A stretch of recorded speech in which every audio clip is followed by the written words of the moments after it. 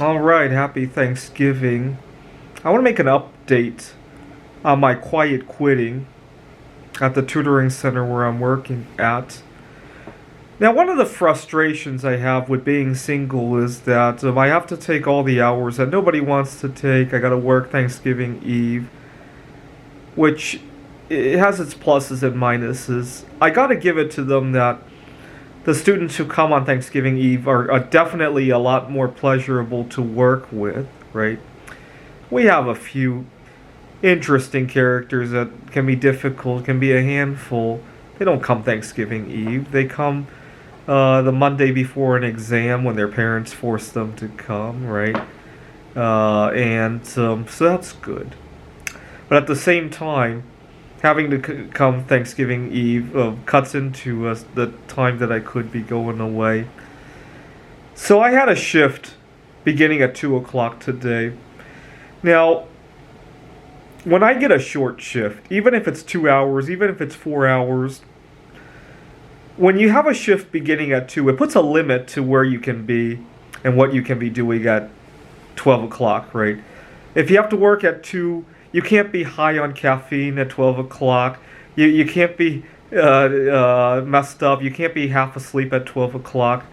There's a certain distance you have to be from the center, right? If I work in Phoenix, at 12 o'clock I can't be over in Seattle, right? You get the idea, right? Even a 1 hour shift will put a big constraint for at least the plus or minus 2 hours before or after the shift. I think that's pretty common sense to a lot of people. And so I really dreadfully hate those short shifts and odd shifts and the last minute calls. When I was working at another tutoring center in Seattle, I had gone to Ellensburg. And the reason I had gone to Ellensburg was that I was living out of my car, and all of a sudden we were going to have some brutal weather. And I had 3 days off, and I decided to go to Ellensburg where I could actually afford to book an Airbnb. And on the second day of the trip, my boss calls me and says that he had an emergency and asked if I could come. He called me about 8 o'clock in the morning for a shift that began at 1 o'clock. And Ellensburg is a good 2.5 hours. Actually, it was closer to 3 hours because of the severe weather away from Seattle. And I told him, I'm in Ellensburg. And I didn't tell him that the reason I went to Ellensburg, but I told him, I'm in Ellensburg. And he says it's kind of important, and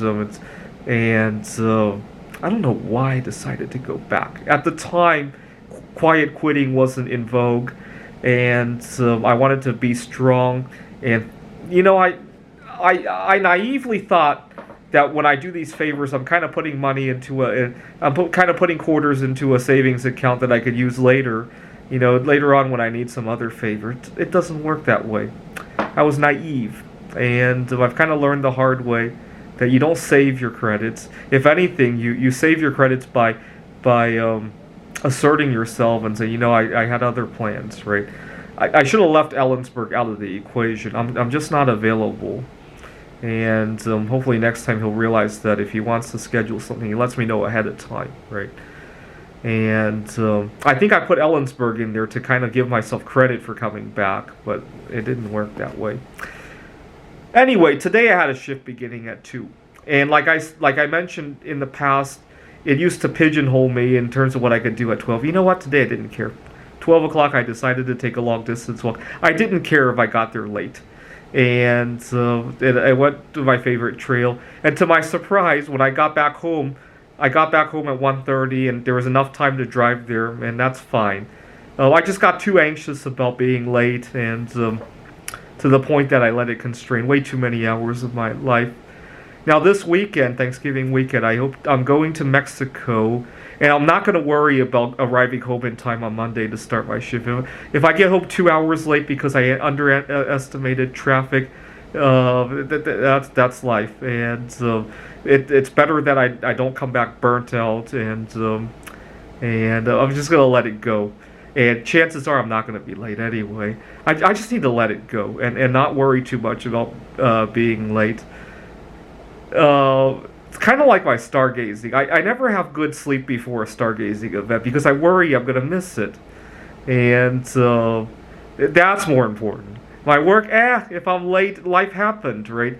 Maybe I got into a car accident on my way home from Mexico, or I got sick, right?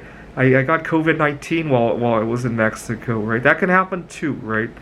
I'm not going to worry too much about. Oh yeah, there was another quiet quit today at the office.